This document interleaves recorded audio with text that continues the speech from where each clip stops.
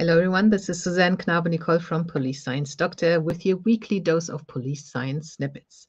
Police science snippets are basically 3 pieces of information, of golden nuggets that I've extracted from academic research, most of it quite recently published, that is in the fields of police science, criminology, investigations, law enforcement, military intelligence, all that kind of stuff. The mission of Police Science Doctor is to bring that knowledge to you, the practitioner, because you don't have time to go through lots of journal articles and to try and learn from your underfunded organization. And you don't have access to these articles and to all that research in most cases. So I try to bring this to you as a service from me to you. So every Tuesday I do this broadcast with the police science snippets for that week. It's always 3 of them. And also, if you're on the free Police Science Doctor email list, then you're getting them into your inbox every Tuesday. So you get the snippet with the link to the original research. And also you get access to the page where all the previous snippets are, which means you can build yourself a library and download all 116 previous ones if you want as PDFs and keep them for when you might need some specific research on something. So the snippets I've got for you today are neglect, household size and neglect. According to resource dilution theory, larger households involving more children are theorized as potential risk factors for child maltreatment.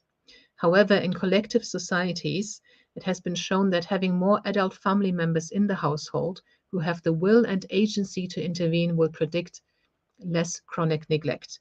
So they say collective societies. I can't give you a definition of what they mean. However, this study was done in, I think it was Ghana. It was an African country. And I think it might be applied to many other places where you've got large families. Maybe in religious families, they might be quite large. So the argument here is that the more children you have, the more likely it is that they're going to be maltreated or neglected. However, if you've got some adults in the household who can maybe help and intervene, that can actually be a protective factor. So if you guys are out there dealing with large families, maybe just keep that in mind, maybe have a word with the adults and maybe just keep an eye on everything that's going on. The second snippet for today is about pornography use and sexual coercion. Obviously, we haven't found the one and only right answer yet to whether pornography use maybe prevents sexual coercion because it provides an alternative outlet, or if it actually entices it because it gives people ideas and develops their fantasies. This what they're saying here is that it has been found that pornography use has an indirect effect on sexual coercion via sexual scripts. Scripts are a mechanism through which society defines and disseminates what is acceptable, desirable, and pleasurable sexual conduct. So this is not about the actual pornography itself, but what we see as acceptable and normal. Pornography use, while not directly related to sexual coercive behaviors, has a significant indirect effect on sexual coercion through sexual scripts. So to me, that meant that if you get, and apparently especially boys start watching porn at an early age, and they were talking here as well about deviant porn. I don't know what that means, but more deviant porn can maybe be more likely to perhaps incite ideas of sexual coercion. I don't think we can stop boys from watching porn. However, it seems to be very important that we have an influence on their sexual scripts, that they know actually what you're seeing on here is really not what's normal. What you're seeing here is not what everybody enjoys. And maybe just make them aware of, this is what normal consensual sex looks like. This is what it should be like. I don't know if we know what it should be like, really. And here in porn, it's staged, it's artificial, it can be very extreme. It's not what you should be expecting. This is what you should be expecting, and everybody involved needs to be actually wanting to do it. So I think we can have an impact on these sexual scripts and not letting extreme pornography normalize boys' expectations because we don't speak to them about it. So that was my take on this snippet. Let me know if you agree or disagree. And the last snippet for this week is about sleep and delinquency.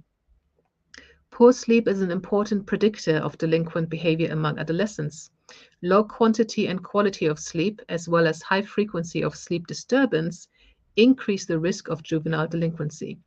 Social support can mitigate that somewhat, though, through peer support for boys and parental support for girls.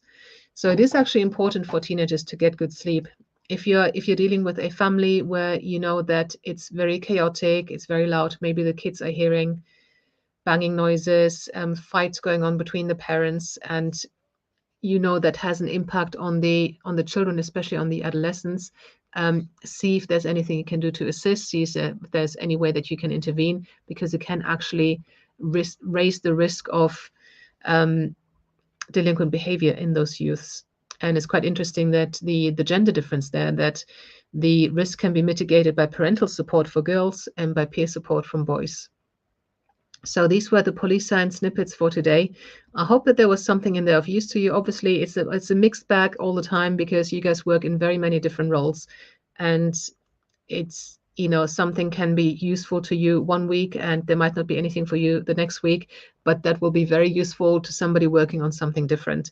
So I hope there was something in there, and I hope there will be something in there for you next week again. And until then, I'll see you then. Bye. Thank you for watching. I hope you found this content useful.